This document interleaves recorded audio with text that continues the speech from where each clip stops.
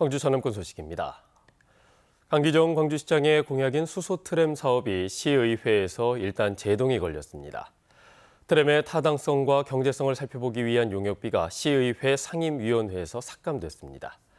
이대로 본회의까지 통과하면 다음 달 용역에 착수하려던 광주시의 계획에 차질이 불가피할 전망입니다. 최혜진 기자입니다. 강기정 광주시장의 공약인 수소트램. 농성역과 터미널을 거쳐 광주 기아 챔피언스 필드까지 2.6km를 운행한다는 구상입니다. 트램의 타당성을 검토하기 위한 용역비 1억 원이 광주시의회 상임위원회에서 삭감됐습니다. 시의회는 트램이 필요한지 시민 의견 수렴을 거치지 않았고 예산 항목도 다른 용역인 도시철도망 구축 계획에 끼워 넣은 것이 부적절하다고 지적했습니다. 시민들의 공감대와 동의가 전혀 없는 상황에서 아무리 시급하다고 해도 중요한 문제이기 때문에 천천히 가더라도 제대로 가야 된다라고 하는 의회 의원들의 생각이 있었던 것 같습니다. 이대로 예산 삭감이 확정되면 강 시장의 공약 이행을 위해 다음 달 트램 용역에 착수하려던 광주시 계획은 수정이 불가피할 전망입니다. 광주시는 광역철도와 도시철도 트램을 종합적으로 검토하기 위한 것이었다며 예산결산특별위원회에서 다시 예산이 반영되도록 노력하겠다고 밝혔습니다. 용역비 자체가 삭감이 됐기 때문에 정식 용역 추진 자체는 좀 지연이 될 것 같습니다. 여기에서 사업 예산이 부활될 수 있도록 최선을 다하겠습니다. 하지만 삭감한 예산을 예결위에서 다시 부활시키려면 상임위 동의가 필요한 만큼 쉽지 않을 전망입니다.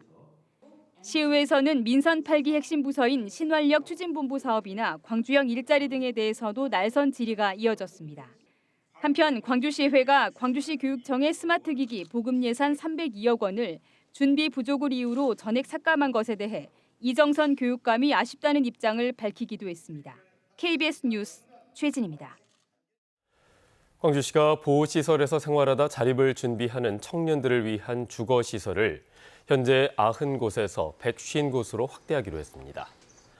강기정 광주시장은 브리핑을 통해 이같이 밝히고 지역사회와 함께 심리안정 프로그램도 발굴하고 지원하겠다고 밝혔습니다. 강 시장은 이와 함께 최근 전북 익산과 경쟁하다가 유치에 실패한 청소년 디딤센터의 추가 건립을 정부에 건의했습니다. 광주시가 예비 타당성 조사 대상에서 제외된 전남대병원의 새 병원 건립 사업을 위해 도시계획 변경 절차를 조속히 시행하겠다고 밝혔습니다. 광주시는 전대병원의 새 병원 부지의 도시계획 용도를 2종과 3종 일반 주거지역에서 준주거지역으로 변경해달라는 요청안에 대해 이르면 10월 말, 늦어도 11월 초까지 심의와 고시 절차를 마무리하겠다고 밝혔습니다. 전대병원은 학동부지에 새 병원을 건립하겠다며 기획재정부에 예비 타당성 조사를 신청했지만 용도 지역 변경이 이루어지지 않아서 탈락했습니다. 농업 기후변화 대응을 총괄하는 농식품 기후변화 대응센터가 정부의 예비 타당성 조사를 통과해서 내년 해남군에서 착공이 확정됐습니다. 미래 농업 정책을 이끌 기관을 품에 안게 되면서 전남 농산업도 새로운 도약의 기회를 얻었습니다. 박지성 기자의 보도입니다. 변온에 물을 뺀 물떼기 기간별로 온실가스인 메탄 배출과 수확량의 변화를 연구하는 시험단지입니다. 물떼기가 길수록 메탄 발생이 줄고 물도 아낄 수 있는데 수확량과 메탄 감축의 균형을 찾는 것이 목표입니다. 이것이 우리 농사에서도 탄소 문제가 이게 크게 심각하구나 하는 것을 이제 알아가는 거죠, 지금. 고온 현상과 냉해로 어려워진 키위밭 위에 세워진 바나나 재배단지입니다. 전남 기후의 아열대화로 성장성이 높다는 평가를 받고 있지만 아직은 어려움이 많습니다. 난방비 제고 여러 가지 해보면 투자 대비 별로 소득이 별로 없다. 이 같은 온실가스 감축과 기후변화 적응이라는 농업의 과제를 하나로 묶어 총괄할 농식품 기후변화 대응센터가 해남에 세워집니다. 기후변화에 따른 농업 정책을 만들고 농민과 기업의 기후 관련 데이터와 연구 환경을 제공하는 것이 핵심 역할입니다. 전남도는 센터를 중심으로 농업 집적 단지를 만들고 기존 연구시설 등과의 연계를 통해 농업 수도의 역할을 키운다는 계획입니다. 도에서 하는 과수시험연구소라든가 그리고 또 해남군 군 차원에서도 여러 가지 농업 단지를 인근에 클러스터를 갖다가 그렇게 같이 구축을 준비해 오고 있습니다. 정부 예타를 통과한 기후변화센터는 내년부터 3년 동안 594억 원을 들여 설립되고 2026년부터 운영을 시작합니다. KBS 뉴스 박지성입니다. 노관규 순천시장이 경전선 전철화 사업의 순천도심 관통 노선과 관련해 원희룡 국토교통부 장관을 면담합니다. 노 시장은 오늘 오후 원희룡 장관을 만나 경전선의 순천도심 관통에 따른 예상 피해를 설명하고 오는 10월 발표 예정인 경전선 기본계획에 도심 우회 노선 등 순천시의 의견을 반영해 줄 것을 건의할 예정입니다. 또 우회 노선 변경으로 사업비 증액이 예상되는 만큼 예비 타당성 조사 면제도 함께 요구할 계획입니다. 여수의 한 테라스 하우스 입주민들이 세대마다 설치한 그늘막 시설을 두고 여수시와 소송전을 벌이고 있습니다. 주민들은 법적인 문제가 없다던 여수시가 말을 바꿨다고 주장하고 있는데 시의 입장은 정반대입니다. 김호 기자가 취재했습니다.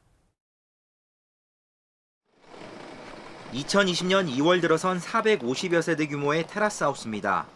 세대마다 테라스가 있는 공동주택으로 3분의 2가량 세대가 그늘막 등 햇빛 차단 시설을 설치했습니다. 테라스 시설을 이용을 하려면 비나 햇볕에 무조건 노출이 되는데 그런 시설이 없다면 테라스 자체를 이용을 할 수가 없거든요. 문제가 생긴 건 지난해 3월입니다. 여수시가 햇빛 차단 시설을 설치한 300여 세대에 원상복구 명령을 내린 겁니다. 구조물을 설치하기 전에 허가 절차를 밟지 않았다는 이유입니다. 시설 설치에 들어간 비용은 세대당 적게는 200만 원 안팎부터 많게는 2천만 원가량. 주민들은 설치 공사 전 여러 번 여수시청을 찾아가 문의했고 문제가 되지 않는다는 답변까지 받았다며 황당해합니다. 허가 사항이 아니고 임의로 설치해도 된다는 사항이라고 답변을 받고 이것을 공동구매로 추진해서 설치를 했었는데 주민들은 철거 명령을 취소하라며 행정소송까지 제기했고 1심 재판부는 여수시가 사전 통지 없이 철거 명령부터 내린 것은 절차 위반이라며 주민들의 손을 들어줬습니다. 여수시는 행정 절차상 오류는 있었지만 햇빛 차단 시설 설치를 허락한 적은 없다고 주장했습니다. 여수시에서는 행위가 대상으로 충분한 설명을 드렸으며 허가를 받고 설치를. 여수시는 공동주택 그늘막 설치와 관련한 다른 자치단체의 허가 여부 등을 참고해 방침을 마련하겠다고 밝혔습니다. KBS 뉴스 김호입니다. 토속 채취 인허가 과정에서 뇌물을 받은 의혹이 제기됐던 김준성 전 영광구수가 구속됐습니다. 광주지방법원은 어제 뇌물수수 등의 혐의를 받는 김 전 군수에 대해 사안이 중대하고 증거인멸의 우려가 있다며 구속영장을 발부했습니다. 김 전 군수는 재임 시절인 지난 2014년부터 2018년 사이 토속 채취업자에게 인허가를 내주는 과정에서 친인척 소유의 석산 부지를 시세보다 비싸게 매각하는 수법으로 수억 원을 챙긴 혐의를 받고 있습니다. 올해 적발된 5.18 민주화운동 왜곡 게시물이 1,200건이 넘는 것으로 나타났습니다. 5.18 기념재단은 올해 1월부터 8월까지 5.18 왜곡 게시물 1,274건을 적발해 839건을 삭제 조치하고 435건을 방송통신심의위원회에 신고했다고 밝혔습니다. 왜곡 게시물의 내용으로는 폭동이라는 표현이 995건으로 가장 많았고 북한군 개입설과 유공자 허위 사실 등이 그 뒤를 이었습니다. 지난해 10월 현장 실습을 나갔던 고등학생이 여수의 한 요트 업체에서 잠수 작업 중 숨진 사고와 관련해 직업계 고교 현장 실습생의 안전 확보를 강화하는 내용의 직업교육훈련 촉진법 개정안이 발의됐습니다.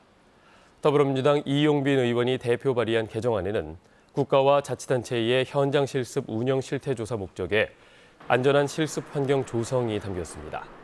이와 함께 현장 실습 운영 기준과 산업체 선정 기준을 안전성을 고려하도록 했습니다. 전남경찰청과 전남자치경찰위원회가 전동 킥보드와 오토바이 교통사고를 줄이기 위한 종합 대책을 추진합니다. 경찰은 오는 10월까지 전동 킥보드와 배달 오토바이의 무면허 운전과 안전모 미착용, 그리고 신고 위반 등을 집중적으로 단속하고 학교 등과 협의해 교통 안전교육을 실시한다고 밝혔습니다. 올해 들어 지난달 말까지 전남 지역의 교통사고는 모두 4,952건으로 지난해 같은 기간과 비교해 5%가 줄었지만 전동 킥보드와 이륜차 사고는 각각 72%와 17%가 늘었습니다.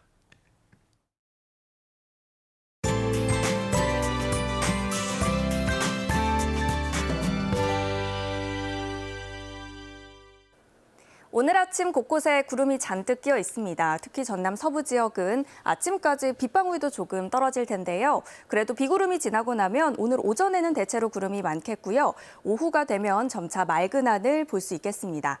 아침 저녁으로는 비교적 선선해졌습니다. 오늘 광주의 아침 기온은 어제와 비슷한 21도 안팎에서 시작하고 있고요.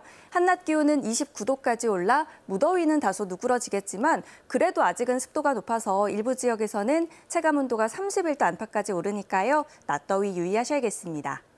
주말 동안에도 비 소식 없이 선선한 날씨 속 바깥 활동하기 좋겠습니다.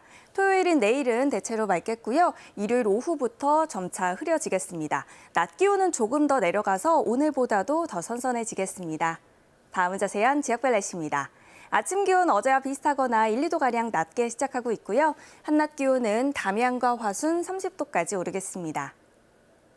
여수의 낮 최고 기온 28도, 보성 30도로 어제와 비슷하거나 1, 2도가량 낮겠습니다. 목포의 낮 최고 기온 29도, 강진 31도, 완도 30도까지 오르겠고요. 신안을 비롯한 도서 지역은 27도에서 29도가 예상됩니다. 바다의 물결은 전해상에서 비교적 잔잔하겠습니다. 당분간 일교차 큰 날씨가 이어지겠고요. 다음 주 화요일부터 수요일 사이에 비 소식 나와 있습니다. 날씨였습니다. 뉴스를 마칩니다. 여러분 고맙습니다.